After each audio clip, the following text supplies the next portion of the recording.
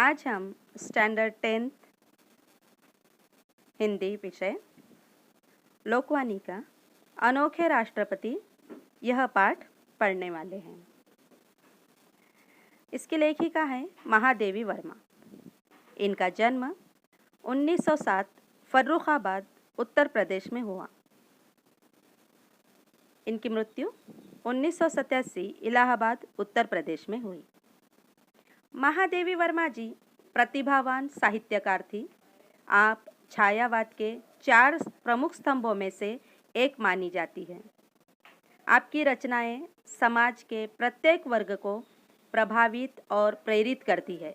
किसी भी वर्ग के रहो, समाज के अमीर गरीब सभी के को इनकी रचनाएं प्रेरित करती है। सभी से संबंधित लेखन कार्य इन्होंने किया है। आपको अर्थात महादेवी वर्मा जी को आधुनिक मीरा कहा जाता है। इसी प्रकार हिंदी के विशाल मंदिर की सरस्वती भी कहा जाता है। इन्होंने हिंदी विषय में बहुत ही महत्वपूर्ण रोल अदा किया है। चलिए तो अब हम पाठ पढ़ते हैं। अनोखे राष्ट्रपति। अनोखे राष्ट्रपति। लेखिका कहती है, राजेंद्र बाबू को मैंने पहले एक सर्वथा गद्यात्मक वातावरण में ही देखा था, परंतु उस गद्य ने कितने भावात्मक क्षणों की अटूट माथा गूंथी है यह बताना कठिन है। तो लेखिका कह रही है, मैं ऐसे साधारण वातावरण में ही मिली हूँ, जैसे हम मिलते हैं एक दूसरे से, और उस वक्त की जो मेरी फीलिंग्स थे, जो क्षण थे, उस वक्त का जो फीलिंग्स थी वो हमें बताना, शब्दों में बताना थोड़ा कठिन है। चलिए अब शुरू करते हैं। मैं प्रयाग में बीए की विद्यार्थी थी और शीतावकाश में घर भागलपुर जा रही थी। शीतावकाश का अर्थ शीत अधिक अवकाश, अवकाश यानी छुट्टियां, यानी सर्दियों की छुट्टी में वो भागलपुर में घर था उनका, वहां जा रही थी और प्रयाग में वो बीए कर रही थी। प्रयाग भी गांव का नाम है। पटना में भाई के मिलने की बात थी, अतः स्टेशन पर ही प्रतीक्षा के कुछ घंटे व्यतीत करने पड़े और बीच में पटना स्टेशन पर वह रुकने वाली थी और वहां पर उन्हें उनके भाई मिलने आने वाले थे, तो वहां पर वो उनकी प्रतीक्षा करने वाली थी, इंतजार करने वाली थी। स्टेशन के एक और 3 पैरों वाली बेंच पर देहातियों की वेशभूषा में कुछ नागरिकों से घिरे सज्जन जो विराजमान थे, उनकी ओर मेरी विहंगम दृष्टि जाकर लौट आई। वास्तव में भाई से यह जानने के उपरांत कि उक्त सज्जन ही राजेंद्र बाबू है, मुझे अभिवादन का ध्यान आया। तो लेखिका वहां 3 पैरों के बेंच पर एक देहातियों की वेशभूषा में बैठे थे। वेशभूषा अर्थ पहनावा, पोशाक। तो देहाती यानी गांव वाले, जैसे गांव वाले रहते हैं उसी तरह की वेशभूषा थी। एक सज्जन बैठे हुए थे, एक व्यक्ति बैठे हुए थे। तो उन्होंने वहां देखा, ऐसे ही दृष्टि गई, पर वैसे हमेशा देखते हैं, यानी साधारण व्यक्ति थे तो उन्होंने इतना कुछ ध्यान नहीं दिया। जो वो देहाती का अर्थ क्या है? गांव वाले। तो देहाती की वेशभूषा में थे, उनके कपड़े देहातियों के तरह थे, जो राजेंद्र बाबू वहां बैठे हुए थे। तो ऐसे ही दृष्टि उनके वहां गई, बस ऐसे हम देखते बैठे हुए थे। लेकिन जब उनके भाई ने कहा कि ये राजेंद्र बाबू है, तो उन्होंने उन्हें अभिवादन किया, नमस्कार किया। कौन? महादेवी वर्मा जी ने। पहली दृष्टि में ही जो आकृति स्मृति में अंकित हो गई थी, स्मृति अर्थ यादों में जो उनकी आकृति थी, उन्हें देखा था, तो वह पहली बार जो देखा था उसमें इतने वर्षों ने न कोई नई रेखा जोड़ी है और न कोई नया रंग भरा है। तो आज भी इतने वर्षों बाद भी पहली बार मैंने उन्हें जैसा देखा था, वैसे ही इतने वर्षों के बाद भी राजेंद्र बाबू उसी प्रकार के थे। ना उनमें कुछ बड़ा था, न कुछ घटा था। उनका रहन सहन, उनकी बातें या उनका जो पहराव था, पोशाक थी, उसी प्रकार की थी। सत्य में से जैसे कुछ घटाया या घटाना या जोड़ना संभव नहीं रहता है, वैसे ही सच्चे व्यक्तित्व में भी कुछ जोड़ना घटाना संभव नहीं है। लेखिका कह रही है जैसे सच्चाई जो रहती उसमें हम ना कुछ अपने मन से जोड़ सकते हैं ना कम कर सकते हैं, घटा सकते हैं ना जोड़ सकते हैं। उसी तरह से उनका व्यक्तित्व था। किसका? राजेंद्र बाबू का। ना उसमें हम कुछ बढ़ा कर बोल सकते हैं ना घटा कर बोल सकते। जो व्यक्तित्व था वही था, जो उनका व्यक्तित्व था। अब उनके किस तरह दिखते थे राजेंद्र बाबू, पूरा वर्णन किया है लेखिका ने। काले घने पर छोटे कटे हुए बाल, चौड़ा मुख, चौड़ा माथा, घनी भ्रुकुटियों के नीचे बड़ी आंखें। भ्रुकुटी यानी भौहें, जो आंखों के ऊपर भौहें होती है ना, वह बड़ी आंखें। मुख के अनुपात में कुछ भारी नाक, यानी उनके चेहरे के रेशियो में नाक थोड़ी कुछ बड़ी थी। कुछ गोलाई लिए चौड़ी ठुड्डी, कुछ मोटे पर सुडौल ओठ। उनके होठ थोड़े मोटे थे लेकिन बहुत अच्छे थे। श्यामल झाई देता हुआ गेहुआ वर्ण, यानी गेहुआ वर्ण थे, गोरे थे वो, लेकिन थोड़ा सा उसमें श्यामल झाई आती थी, यानी थोड़ा सावलापन था। बड़ी बड़ी ग्रामीणों जैसी मूछे, ग्रामीण का अर्थ भी है देहाती, यहाँ समानार्थी शब्द आया हुआ है। ग्रामीणों जैसी मूछे, बड़ी बड़ी उनके जैसे ग्रामीण गांव वालों की जैसी मूछे होती है, जैसे देहातियों की मूछे होती है, उस प्रकार की उनकी बड़ी बड़ी मूछे थी। जो ऊपर के ओठ को ही नहीं ढक लेती थी, नीचे के ओठ पर भी रोमिल आवरण डाले हुए थे। इतनी बड़ी थी कि ऊपर के ओठ तो ढक ही जाते थे, बल्कि थोड़े से और नीचे के ओठ पर भी उनकी मूछे आ जाती थी। हाथ, पैर, शरीर सब में लंबाई की ऐसी विशेषता थी जो दृष्टि को अनायास आकर्षित कर लेती थी। और उनके यानी उनका इस तरह का व्यक्तित्व था कि उन्हें उनकी तरफ हमारी दृष्टि, हमारी नजर आकर्षित हो ही जाती थी। इस प्रकार के उनका पूरा वर्णन किया है। सिर्फ इस तरह से पूछा गया, चेहरे का वर्णन पूछा है तो आप ये पूरा लिख सकते हैं। चलिए अगला पैराग्राफ देखते हैं। उनकी वेशभूषा की ग्रामीणता तो और भी दृष्टि को उलझा लेती थी। खादी की मोटी धोती ऐसा फेटा देकर बांधी गई थी कि एक ओर दाहिने पैर पर घुटना छूती थी और दूसरी ओर बाएं पैर की पिंडली। जब उन्होंने पहली बार देखा था वहां पर बेंच पर बैठे हुए, तो कैसी वेशभूषा का था उनका पहनावा, उनकी पोशाक कैसी थी? एक तो गांव वाले की तरह थी, ग्रामीण का था देहाती की तरह थी। यानी दृष्टि उन पर अचानक चली ही जा रही थी। जैसे क्या पहना हुआ था उन्होंने? खादी की मोटी धोती। अच्छा, इस तरह से बांधी हुई थी वो कि दाहिने पैर पर घुटने तक थी और दूसरे बाएं पैर के पिंडली तक थी, यानी ऐसी ऊंची नीची थी। मोटे खुरदुरे काले बंद गले के कोट में ऊपर का भाग बटन टूट जाने के कारण खुला था। देखिए, जो उन्होंने कोट पहना हुआ था बंद गले का, तो एक उसका बटन टूटा हुआ था, इसलिए ऊपर का भाग खुला हुआ था। घुटने के नीचे का बटनों से बंद था, यानी पूरा लंबा कोट पहने हुए थे वो, तो घुटने के नीचे तक जो वहां तक, फिर बाकी पूरे बटन बंद थे। सर्दी के दिनों के कारण पैरों में मोजे जूते तो थे, परंतु कोट और धोती के समान उनमें भी विचित्र स्वच्छंदतावाद था, यानी विचित्र था। अब सर्दी का मौसम था इसलिए उन्होंने लंबा कोट पहने हुए थे, मोजे भी पहने हुए थे, जूते पहने थे, लेकिन वो जैसा उनका पहराव था, जैसा उनका पोशाक था, उसी तरह से ये जूते और मोजे भी कुछ विचित्र प्रकार के थे, अलग ही स्वच्छंदतावादी, यानी कुछ अलग ही था, अपनी मर्जी। स्वच्छंदता का अर्थ क्या है? मेरी मर्जी, मर्जी के हिसाब से पहना हुआ। मिट्टी की परत से न जूतों के रंग का पता चलता था न रूप का। गांधी टोपी की स्थिति तो और भी विचित्र थी। उसकी आगे की नोक बाई भौं पर खिसक आई थी और टोपी की कोर माथे पर पट्टी की तरह लिपटी हुई थी। गांधी टोपी पहने हुए थे और टोपी भी कैसी थी? आगे की जो ऐसी लंबी रहती है ना, तो एक नोक उसकी बाई भौं तक, यानी भौहें तक आ गई थी, यानी ऐसी क्रॉस हो गई थी वो टोपी, और एक वह पट्टी पूरी ऐसी आड़ी माथे पर आ गई थी। देखकर लगता था मानो वह किसी हड़बड़ी में, तो उनका जो कपड़ों का था पहने हुए थे, बटन ऊपर का टूटा हुआ था, धोती भी नीचे ऊपर थी, बटन फिर टोपी भी कुछ क्रॉस पहनी हुई थी।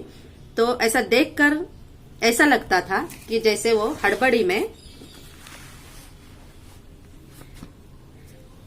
यानी गड़बड़ में चलते चलते कपड़े पहनते आए हैं।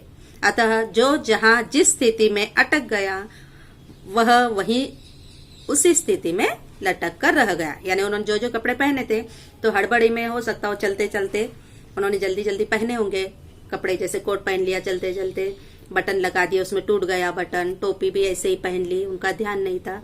तो इस तरह का विचित्र उनका, यानी जहां पर जो था वैसे ही, जैसे टोपी गांधी टोपी थी वो ऐसी क्रॉस थी तो वैसे ही लटकी हुई थी। यानी उनका पहराव एकदम सादा था, एक ग्रामीण की तरह, एक गांव वाले की तरह, यानी देहाती की तरह।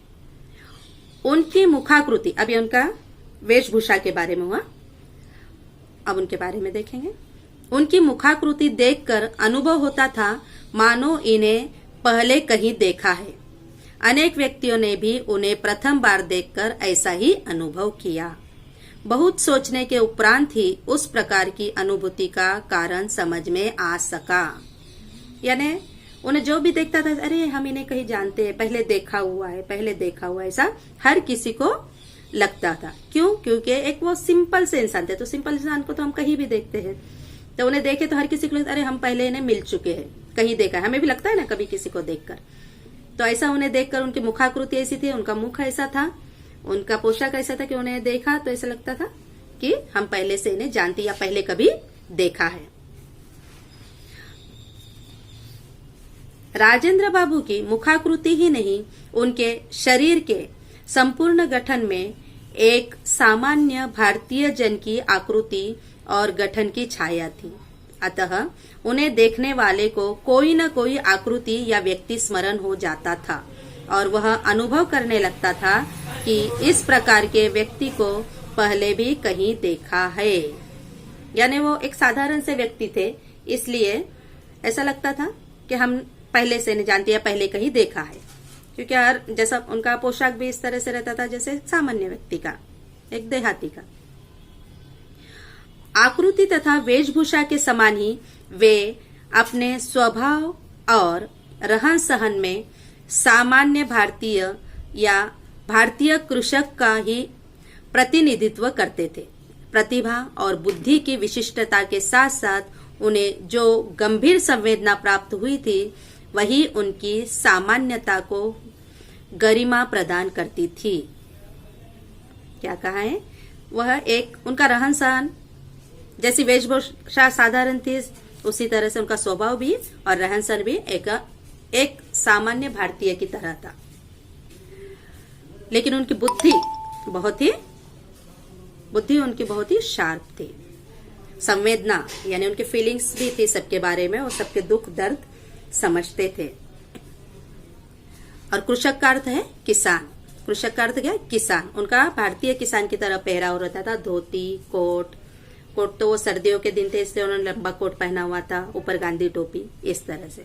लेकिन सबके लिए संवेदना उनके मन में थी, वही उनकी सामान्यता को गरिमा प्रदान करती थी। यानी उनके जो सामान्य व्यक्तित्व था उनका, लेकिन फिर भी उसमें एक अलग ही आकर्षण जो पैदा होता था, वह गरिमा का अर्थ क्या है?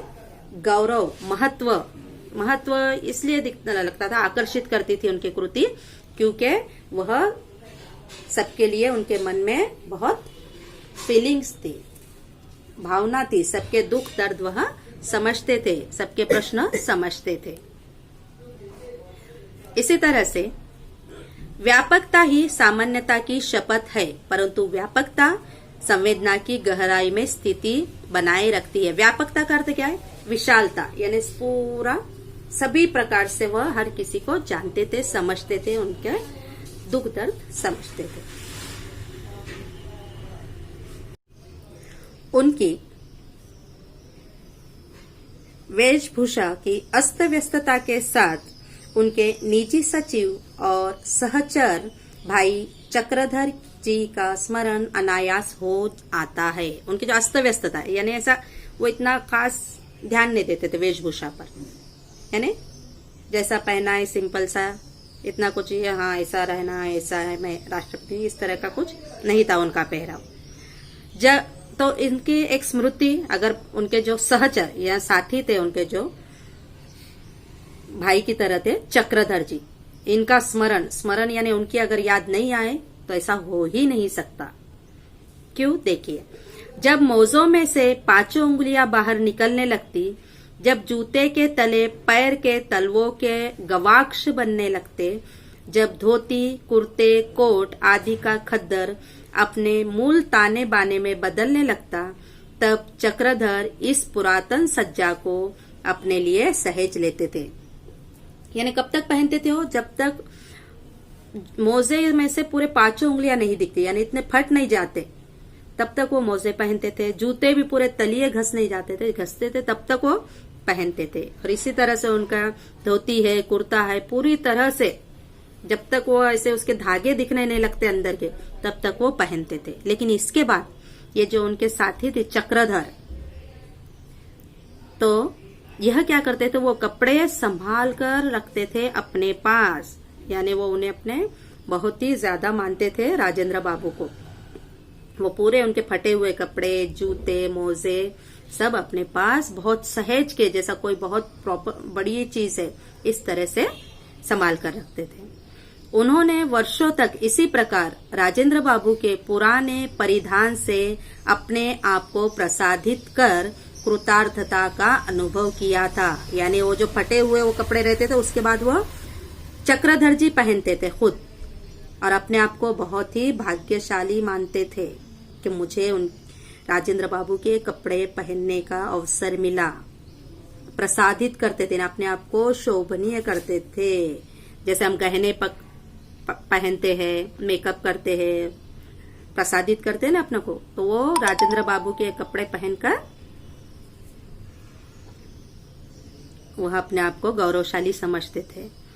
मैंने ऐसे गुरु शिष्य या स्वामी सेवक अब तक नहीं देखे। यहाँ ये दोनों को क्या कहा, राजेंद्र बाबू और चक्रधर जी को गुरु शिष्य और स्वामी सेवक, स्वामी यानी मालिक और नौकर, स्वामी सेवक और गुरु शिष्य आज तक मैंने देखे नहीं। इतना चक्रधर जी राजेंद्र बाबू को मानते थे कि उनके फटे पुराने कपड़े पहनने को अपना अभिमान मानते थे, अपने आप को कृतार्थ मानते थे।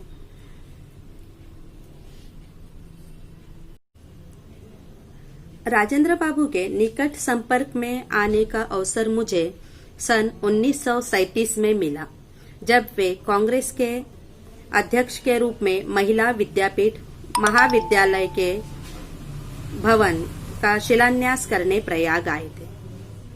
1937 में, यानी आजादी के पहले, हमें स्वतंत्रता मिलने से पहले की बात है। पहली बार एकदम नजदीक से जानने का संपर्क में कब आए महादेवी वर्मा जी? 1937 में, जब राजेंद्र बाबू कांग्रेस के अध्यक्ष थे और वो प्रयाग आए थे महिला विद्यापीठ महाविद्यालय के भवन का शिलान्यास करने। शिलान्यास यानी नींव डालने के लिए। जब ये बन रहा था विद्यापीठ, तो उसके नींव के लिए प्रयाग आए थे। तब वहां एकदम नजदीक से, निकट यानी नजदीक से मुलाकात हुई, यानी नजदीक से जानने का मौका मिला महादेवी वर्मा जी को। उनसे ज्ञात हुआ कि उनके संयुक्त परिवार में 15-16 पौत्रियां हैं जिनकी पढ़ाई की व्यवस्था नहीं हो पाई है। मैं यदि अपने छात्रावास में रखकर उन्हें विद्यापीठ की परीक्षाओं में बैठा सकूं, तो उन्हें कुछ विद्या प्राप्त हो सकेगी। तो जब राजेंद्र प्रसाद जब उन्हें यहाँ मिले, आए थे शिलान्यास के लिए, यानी नींव डालने के लिए, नींव के लिए, तो उस वक्त उन्होंने कहा कि हमारा संयुक्त परिवार है। संयुक्त परिवार यानी ज्वाइंट फैमिली, पूरे भाई बहने, सभी भाई साथ में रहते थे, फिर उनके बच्चे, फिर बच्चों के बच्चे, यानी पौत्रिया का अर्थ पोतिया थी उनकी। तो 15-16 पौत्रिया थी उनके घर में, यानी उनके बेटों की बेटियां, भाई के बेटियों की बेटियां। तो इस तरह से, तो अगर आप अपने पास यहाँ छात्रावास में, छात्रावास का अर्थ क्या है? छात्रावास का अर्थ जहां पर हॉस्टल, तो वहां रखकर वो विद्यापीठ की परीक्षा आपके पास रखकर उन्हें विद्या दीजिए, उन्हें पढ़ाइए, परीक्षा में बैठाइए, ऐसा राजेंद्र बाबू ने महादेवी वर्मा जी से कहा। उनकी पढ़ाई भी होगी और आपके पास रहेंगे तो हम कोई फिक्र नहीं होगी। इस तरह से पहले बड़ी, फिर छोटी, फिर उनसे छोटी के क्रम से बालिकाएं मेरे संरक्षण में आ गई। अब क्या हुआ, सबसे पहले बड़ी पौत्री आई, फिर उसके बाद 15-16 थे ना, जैसे जैसे पढ़ पढ़कर वहां से निकलती थी, फिर एक एक एक एक आते रही उनके छात्रावास में, और संरक्षण का अर्थ हिफाजत में।